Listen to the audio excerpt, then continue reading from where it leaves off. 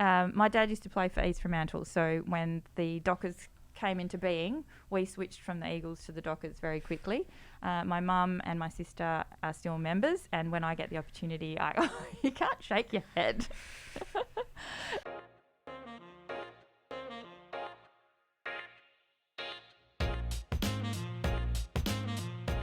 Welcome to Conversations at Scotch College Middle School.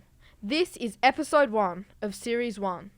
I am Ethan Bartholomeus, and today I am warmly welcoming to the college the Hon Mia Davies, member of the Legislative Assembly, opposition leader, leader of the Nationals WA, and member for Central Wheatbelt. We welcome you just after an important day on the calendar, which I'm sure you know is International Women's Day, which this year has the theme, Break the Bias. As a female leader in the world of politics, how important is this day to you? It's very important. There's a real moment where we, every year, pause to reflect on the progress that we've made as women and in the fight for equality, and talk about what we can do to actually continue that fight. So you need to celebrate the things that we've achieved, but then always remind people that there is more to be done. And so as a female leader and someone that I want, as someone that I would like to see be able to progress with community members, the political life, business leaders, for us it's about saying, celebrate those good things and let's talk about how we can do more, because there's always more to be done. I'm sure you've done a lot for the world of females, but what's your favourite achievement? Oh, it's hard to I think it's hard to choose one. And certainly my journey when it started, I was quite young when I entered politics, and so I'm not sure that it was at the forefront of my mind that I had a role to play in being a role model for other women. But perhaps if I explain to you, when I was elected, in my electorate, the agricultural region, because I started in the Legislative Council, there was 6 members of Parliament, and that also covered the lower house electorates, and there were 4 of them. So 10 members of Parliament that covered the area that I covered in the agricultural region. Out of those 10 members, I was the only female. And so 50% of the population in that area looked to the people that were there in the Parliament to represent them and didn't see someone that looked like them, spoke like them, debated like them. Their thought process was not the same as those that were representing them. And that's not a reflection on the people that were there. They were wonderful people. I worked with them for a number of years.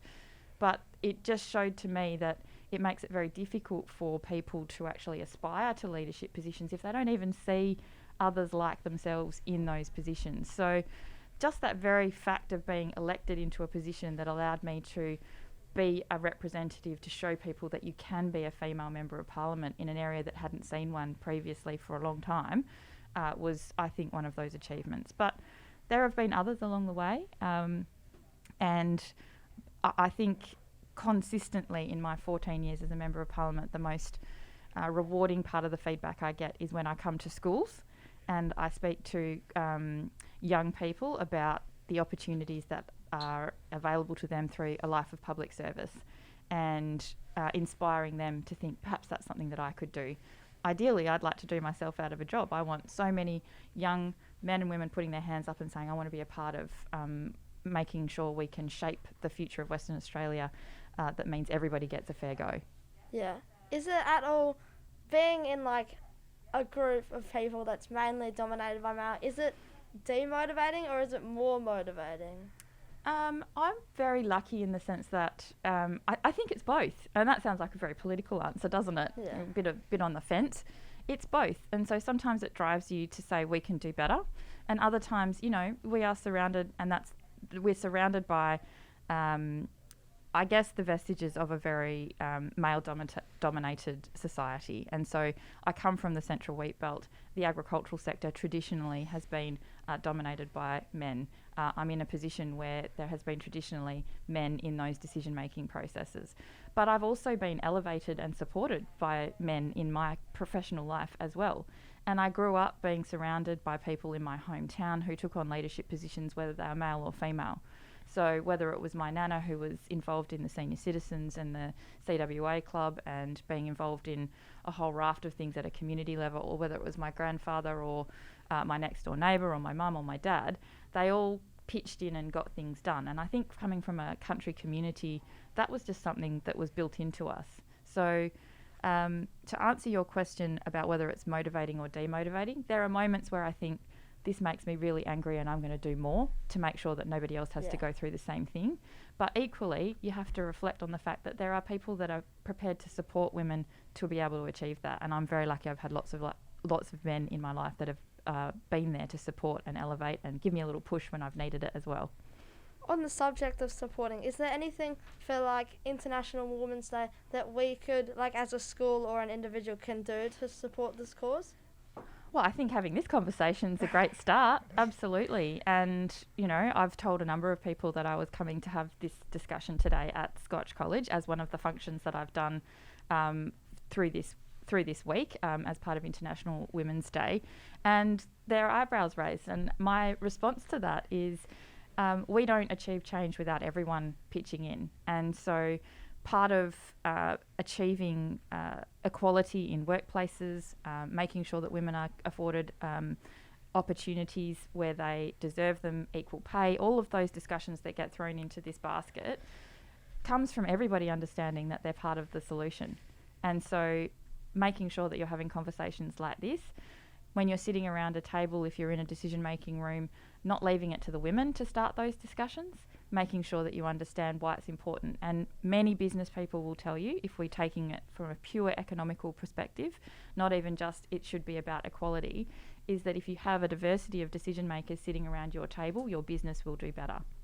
And so there's an economic rationale for making sure that you have balance and equality, but absolutely, just from a fundamental human basis, it's awful to think that people aren't treated the same way when they're doing the same thing, or they're not afforded the same opportunities simply because they're a male or a female. Yeah. Do you think do you think it's getting better that like female people joining mainly male dominated like jobs? Yeah, absolutely. I think we make progress every day, but it requires consistent effort. And so that's why days like International Women's Day are just one day, but it, I think, regenerates and reinvigorates people that have been having this fight for a very long time. Yeah. And I think it changes every year about how we approach it as well. And I always try to take the position that the more people we bring into wanting to be part of this conversation, the better it will be in the long term. And so there are some people that have been fighting for women's rights forever. You know, they feel like they've spent their whole life doing that. I'm very grateful that there are people, men and women, that have done that along the journey, because it made it easier for me to step into the role that I was in. So part of my responsibility as a leader now is to make sure that I continue that. So hopefully one day we don't have to have that conversation, that we can reflect on the fact that people see the merits of an individual as opposed to their gender, and it doesn't matter. But I've absolutely seen change, even in the time that I've been a Member of Parliament. There are more women on boards, there are more women in Parliament, there are more women involved in industries that have traditionally been male-dominated, and that certainly hasn't come about just accidentally. That's come about by having good policy and intent and people persisting to push and make sure that we keep having that discussion. And so it needs to be done on purpose as opposed to just letting it happen. As you said, there's been other females that have like helped push equality forward. Is there anyone that you looked up to? Oh, many, many people. And there'd be too many to list. And that's a really good question. And if I single someone out, then I'll feel bad for leaving others out. But I think the people, maybe I'll give you the characteristics that I admire in people. And this is particularly for women that are prepared to speak even when it's uncomfortable. So it is an uncomfortable conversation sometimes to be the only person in the room raising the question when you're surrounded by a table of men, and you say, well, what about diversity? What about the women's issues? What about gender balance? And as a woman, you feel like sometimes you're the only one always saying that. I can give you a really good example. I've just thought of one and I don't think she'll mind me using it. Christina Matthews, who's the CEO of the WA Cricket Association, a fantastic cricketer in her own right, but as an executive who runs the WACA, she has done amazing things in terms of bringing men's and women's cricket to the fore. The women and the men treated exactly the same when they're promoted, marketed, career pathways, training, all of those things. It's not an add-on, they've built their business around making sure that men and women are given equal opportunity. Christina is fearless in the way that she approaches that, and she does it professionally, but it is sometimes difficult to be that person that is always talking about that. And so our task is to bring more people in to be a part of that conversation and create those champions of change, men and women. Yeah, so you talked about how the a characteristic that you look up to is being fearless, but is it ever nerve-wracking, like having to speak? Absolutely. Yeah. And I think sometimes, particularly in my position, where people sometimes want you to be talking about key policy ideas and, then the issue of gender equality or bias or things like that come into the discussion. And I think part of my job is absolutely you have to be able to talk about both. It shouldn't be one or the other. In every way that we approach life, we should be thinking, how do we make this better for the next generation?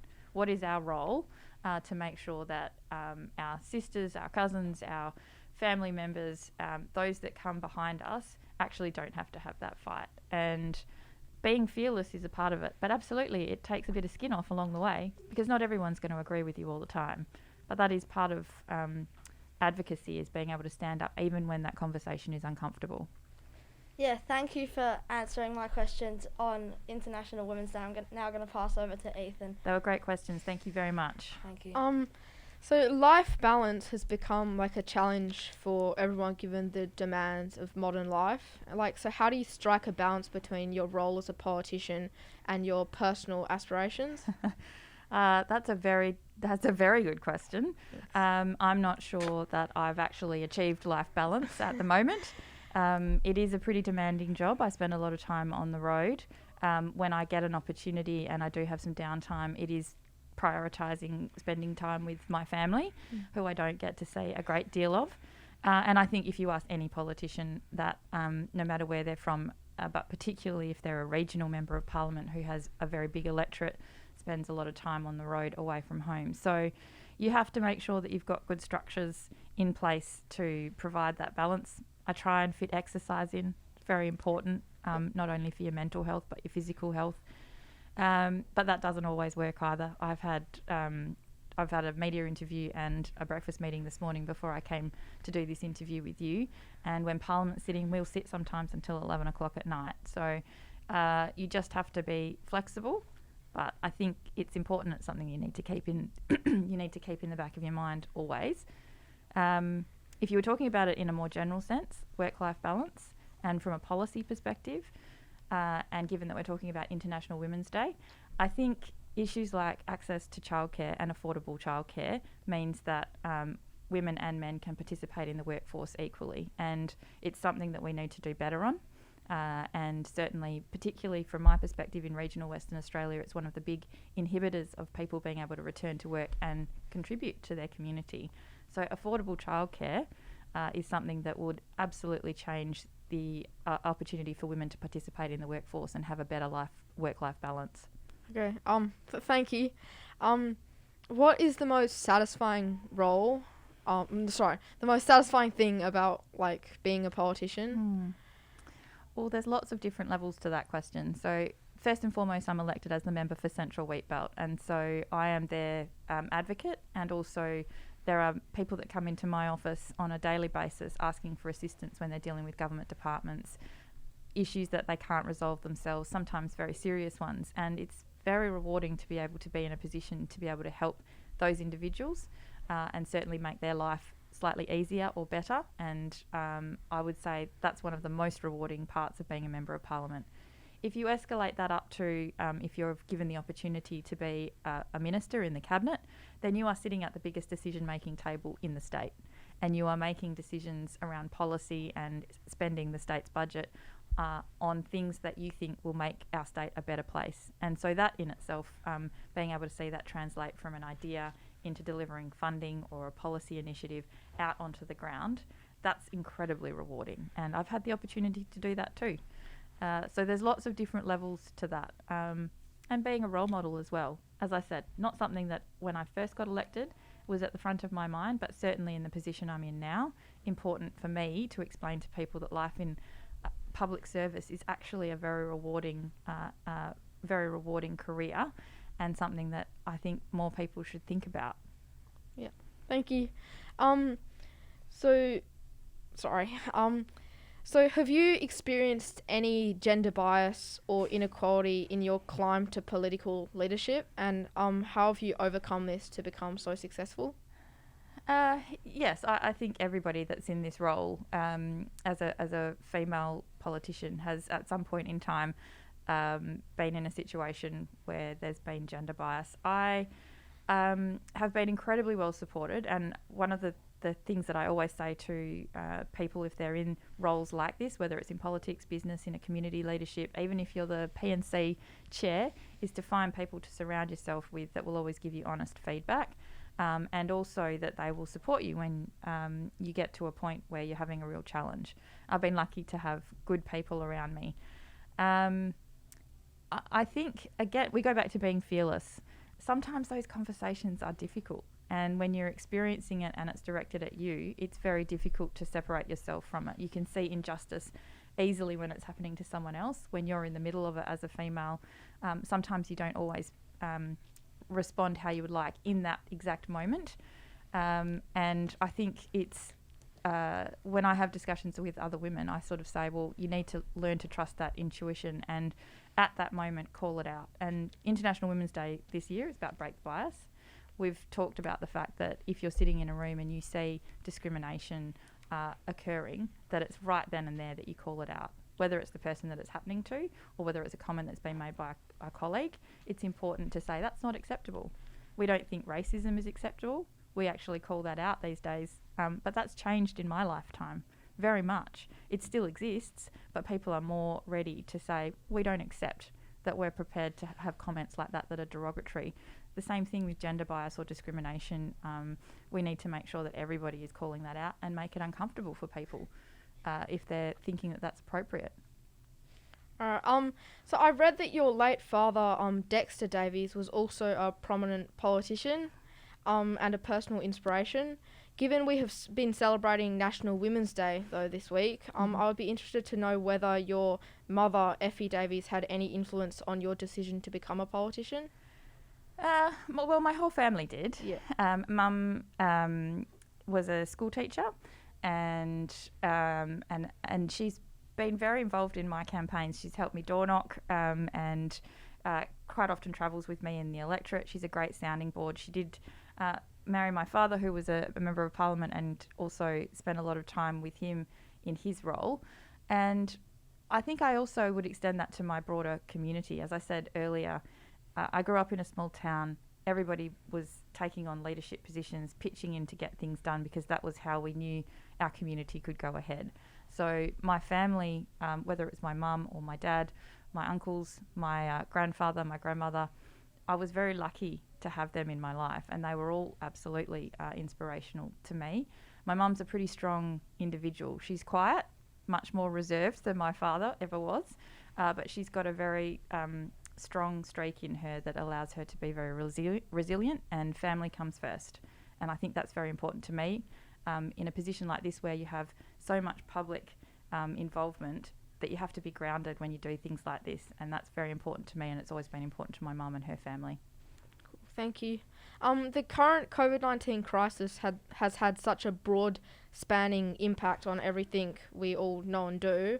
WA has been heavily protected up until recently. Do you see there are any positives we can take from the COVID-19 crisis as Western Australians, which is hitting a climax in our state as we speak? Yeah, I think it proves that we're a pretty resilient community. Certainly, we've had 2 years where there's been no doubt some challenges, but if you look over east or you look over in an international setting, we've avoided much of that tragedy that's been unfolding. The challenge now will be, how do we grow back, look after those people that have had a really difficult time through that period? And given that there's been so many changes in the way that we come to school, how we participate in business, podcasts, we do distant learning, we work from home. What are those things that we can take from that period of time and then use to our advantage as we go forward? So I think when you come out of an emergency or a tragedy, there's a moment in time where you can think, okay, how do we do things differently or better? And what is that pathway so that we can grow from that challenge that we've all faced together? Thank you. Moving back to Obi. Okay. Thanks. Well done. So I'm now going to ask you some questions about like your school life So I've researched that you went to MLC. So do you think it was beneficial going to an all-girls school?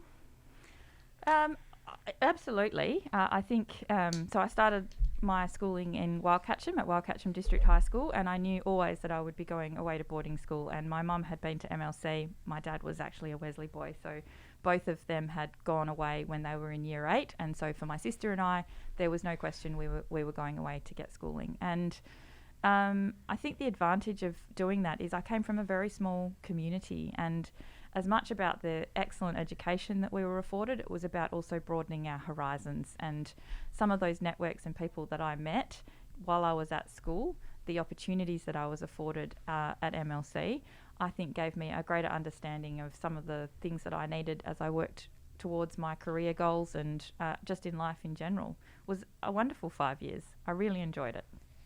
And as we talked about before, how most jobs were mainly male dominated.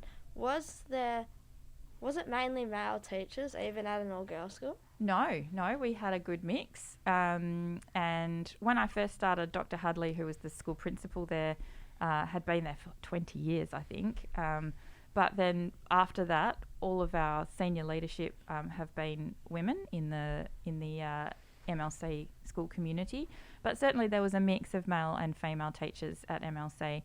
And for me, it was, this was very much from a family perspective as well. We were just raised to think that we could do anything we wanted to.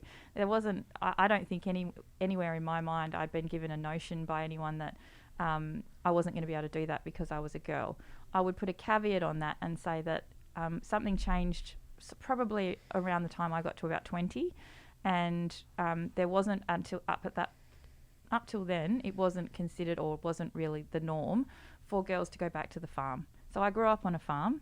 My dad was one of 6 boys, and it just wasn't considered until about, I was around my 20s that was actually a career path for a lot of women. So it didn't occur to me at the time that might be something that I would like to pursue. I was going to be a vet when I grew up, so I did all of my studies to get into Murdoch University. I'm not a vet, but that's what I was going to do when I was at school. Yeah. How do you reckon the education has changed from like when you went to school to now? Oh,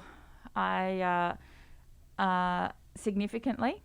And I think still a focus on excellence, and schools like Scotch and MLC, and even through our public system, I think there's been a big change in the types of the curriculum that you're taught. I mean, I think about the things that I was taught in relation to Australia's history and the discussions that we have at around Australia Day every year, and our Aboriginal culture and how that's spoken about and taught, and that was just that didn't exist when I was at school, certainly not in the way that we deal with it now. And I think that's a good progress. I think certainly I see a great deal more technology in our schools, which is good and bad. So you can't get anywhere in life without understanding and using technology, but it comes with new challenges. And I spend a lot of time talking to parents and teachers and others around policies and initiatives around how do you utilise this for good and minimise the harmful impacts. So there's all sorts of things that have changed. I learnt to type on an electric typewriter when I was at school. So computers and the internet were only really just coming into our school. No mobile phone. So when I wanted to talk to my parents, we got one phone call on a payphone a week, on a weeknight, and one on a Sunday. We couldn't just pick up the phone and give mum and dad a call. So that kind of technology has fundamentally changed, I think, how we connect as a community. You said you wanted to be a vet. Was there like a subject in school, like what was your favourite subject, and what was that related to becoming No, a vet? it wasn't. I wanted to be a vet, and I knew I had to do chemistry, physics, I did math, I did English literature and also art, and I did word processing. So actually, because I thought that computing skills would be something that was very necessary for university and life. I was pretty good at chem and physics, not so great at maths. English lit and art would have to be my two favourites though. And I wasn't that particularly good at art either, but I really enjoyed the opportunity to do very different things. And I played the piano and also flute at school as well. So there was lots of opportunities afforded to us, both through sport and the arts and also academic. And I think that's why I did enjoy my time at MLC so much. Yeah, for me, how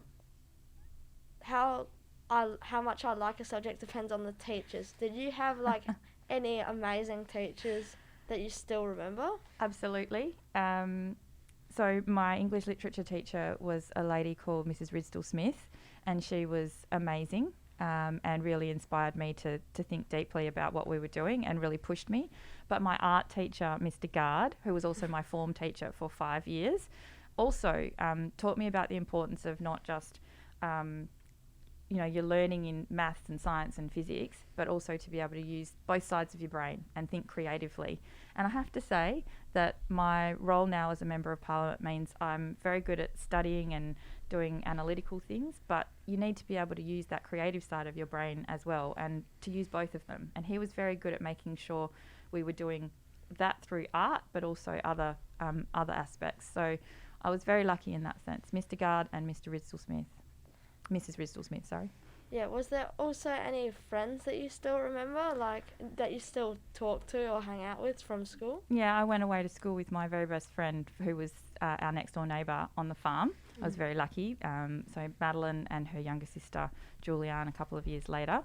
And I do still see many of the girls that I went to, and mostly boarding school, but there are others that I see, and especially in this role, doesn't matter what corner of the state I'm in, there are people that I spent time with at MLC, and it's a wonderful network.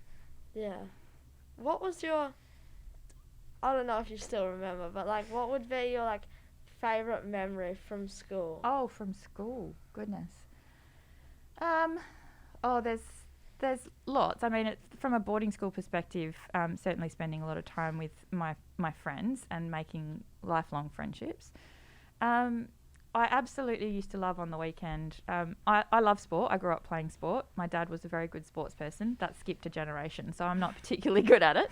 But we did everything, right? So played sport, netball, hockey, volleyball, the whole shooting match. But on the weekends, we were allowed to go up and use the art room, and the art room actually overlooked the Swan River, and it was a beautiful place to sit on the weekend and use and be able to do your homework or just do your own personal projects, and that was something that I really enjoyed. Yeah, thank you. I'm gonna hand back to Ethan. Okay. So what would be your best advice? What would your best advice be for young boys like us at Scotch College and young girls aspiring to have an occupation as a politician or any other job in the public eye within this current gender bias environment? Yeah. Well, I think getting involved. So where there are opportunities for you to take on leadership positions, sometimes young people and particularly women tend to take a step backwards. And so this is something that's really important for blokes to understand as much as women in their own processes, is that quite often when women make decisions about whether or not they want to take a job or they want to pursue something, they'll look at everything and they'll say, I can't quite do all the things that I need to do on that list. I'm not quite confident that there might be someone that's better. I might wait. And so they take a step backwards. Blokes tend to, and this is a broad generalisation, but blokes tend to look at the same list and say, I can do most of those things, I reckon I'll just have a crack at it. And that's why we tend to see men in leadership positions more than women, because one, there is such a thing as called unconscious bias, where decision makers actually choose men over women, but also women take themselves out of the running. And so understanding that, one, as a young person, because I think that happens whether you're male or female, as a younger person you sometimes doubt whether or not you're ready to take that next step, is to say, I'm going to have a crack at it, I'm going to put myself forward. And the reason that you should do that is because having a diversity of voices sitting around the table, whether it's a young person, a male, a female, someone from a different socio-economic background or Aboriginal, all of those different diverse backgrounds gives a better outcome, and we're all better for it. So my advice to everyone is when you get offered a leadership position, take it, and then find a way to make it work by surrounding yourself with good people that will support you, because you'll be better for it, but also your community will be too. So football is a popular sport here at Scotch College, and I heard, like me, you are a fan of the Fremantle Dockers. Yeah. If you are still interested in the team, do you manage to attend any games during your very busy schedule? Unfortunately, I haven't been to a footy game for a little while. I did get to go to the grand final last year, which was a bit unique, and that was amazing.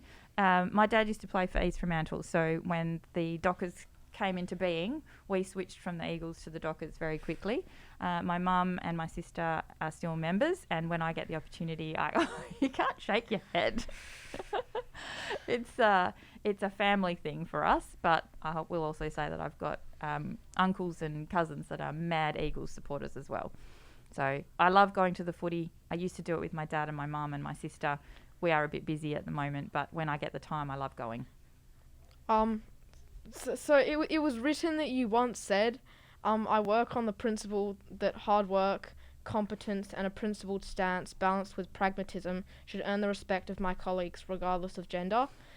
Given the current theme of breaking the bias, do you still believe this principle is effective in managing gender inequality in 2022? Yeah, I think it's definitely part of it. All of those things are absolutely correct, and I'd love to think that in a perfect world that is all that you need.